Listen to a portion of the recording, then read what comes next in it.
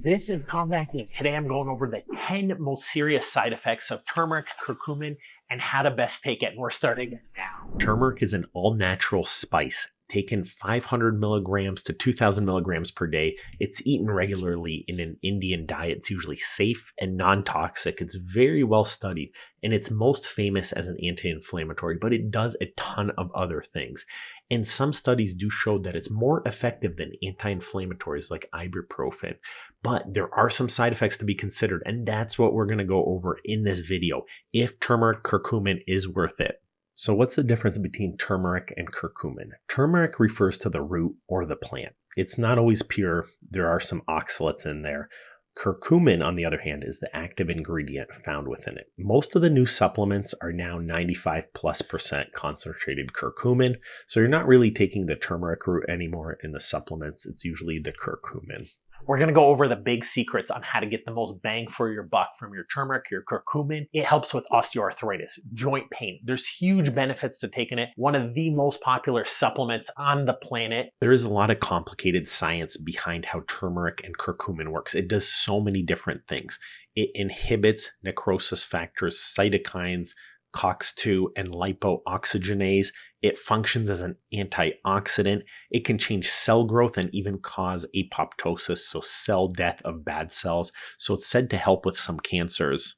There's 10 big side effects that you have to be careful for, people that have to watch out for it. So we're going to start with those, then we're going to go over the pros, the cons, and who should be taking it. In the countdown of biggest side effects, number 10, skin reactions. A study and published cases of allergic reactions like contact dermatitis. So if you start taking it, your skin's itchy, scaly. This has been reported in the Contact Dermatitis Journal in 2009. Just be careful. Number 9, if you're pregnant, turmeric has not been well studied. So studies in pharmacology journals, especially in 2018, raised the concern that if you're pregnant, you probably should not be taking turmeric. Number 8, low blood pressure or hypotension. High doses of turmeric might be said to lower blood pressure excessively in individuals, especially if you're on antihypertensive medications. These are like your beta blockers, ones that lower your blood pressure. This is in the Journal of Renal Nutrition in 2014 discussed this potential risk. If your blood pressure is too low, don't take it, or if you're on those medications. Number 7, gallbladder contraction issues. If you have gallbladder pain,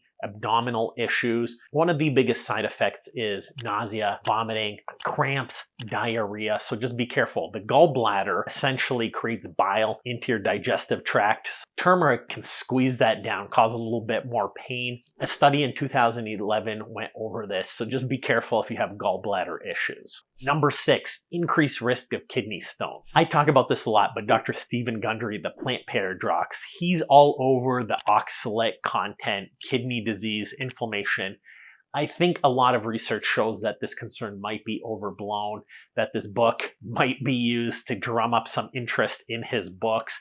I'm not as concerned about oxalates, but turmeric is well known for its high oxalate content. And where this is important is kidney stones. And you know what, not to get off topic, but the big concern of too much oxalates is high inflammation. But the biggest benefit of turmeric is lowering inflammation. So is that a paradox on itself? Maybe I should write a paradox book. But there was a study in 2008 in the American Journal of Clinical Nutrition reporting the urinary oxalate levels after turmeric consumption did increase. So kidney stones, something to be concerned about. If you have a history of these, might not want to take turmeric.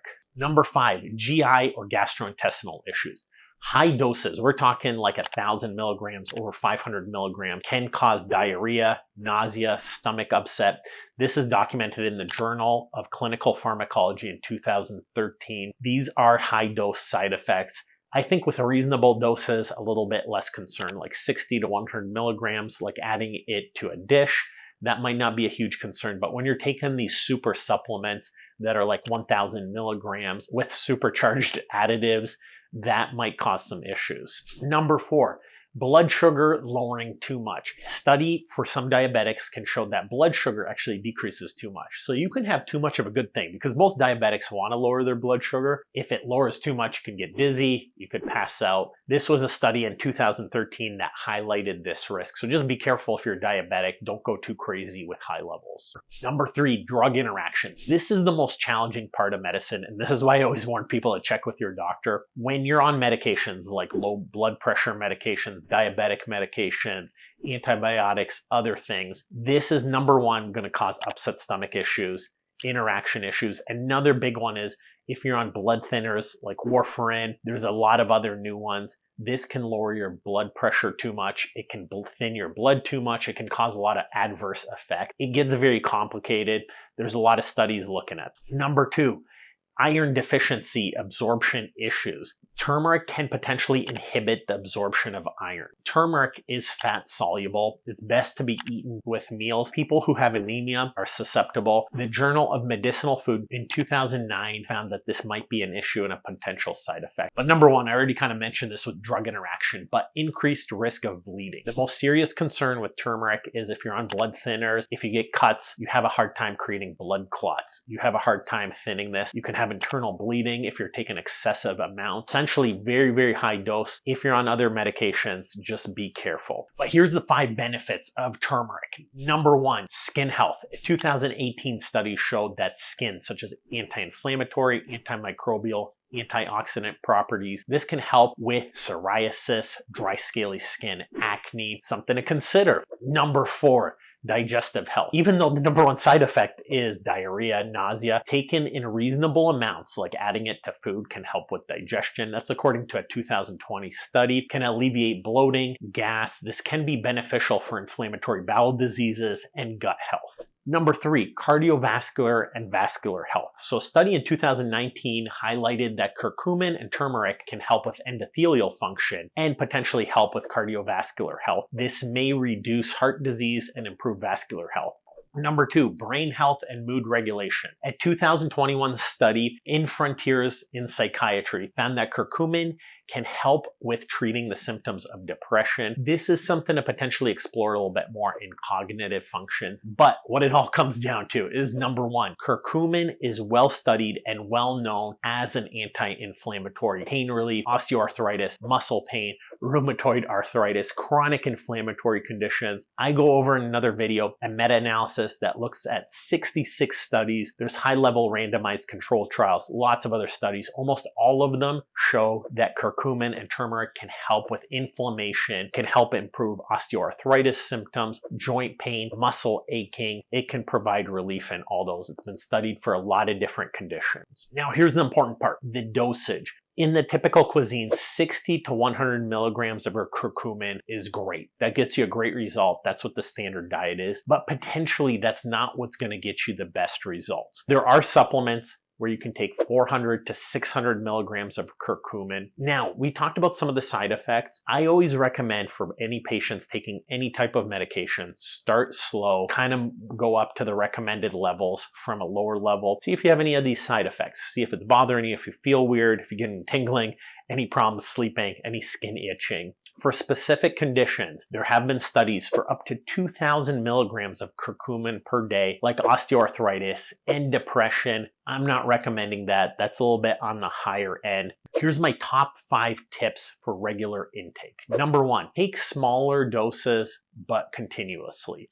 So take a smaller dose once, twice, 3 times per day, rather than a huge dose. That's studied. Smaller, more frequent doses are more beneficial. And on that note, number 4, avoid excessive doses. The Journal of Pharmacology in 2007 showed that the high doses are really what lead to these side effects. So people that take too much, if you're taking more than that 400 to 600 milligrams in supplement form, if you're taking a lot of them, too much of a good thing is a bad thing. Number 3, check with your doctor if you're having side effects, if you're on medication, see if there's interactions or warnings. That's more of a medical disclaimer. I know you're not on YouTube if you were checking with your doctor. Number 2, eat it with fats and foods. Oils, avocados, meats, that's something good. It is something that's fat soluble, turmeric and curcumin. And number one, here's the big secret. So they have done some studies, especially in 1998 in Planta Medica. Piperine, which is an extract of black pepper, has shown to improve the absorption by 2,000%. So curcumin was absorbed 2,000% or 20 times better if black pepper extract was available. So now supplements, almost all of the high quality supplements, and I do show some below that are pretty good ones, they do have basically 95% concentrated curcumin, and they do include black pepper extract in almost all of them. That's kind of the big benefit. Take it with some food. Don't take it on an empty stomach. Are these side effects a huge cause for concern? In most people, 99% of people, you're going to be in good shape, but don't take it on an empty stomach. Don't take too much. Start slow. Check with your doctor if you're on a ton of medications, especially blood thinners, especially anemia, especially if you have stomach issues. Those are the most common and concerning things. If that helped, check out my other supplement vitamin guides and the benefits of curcumin, the big secrets on osteoarthritis treatment.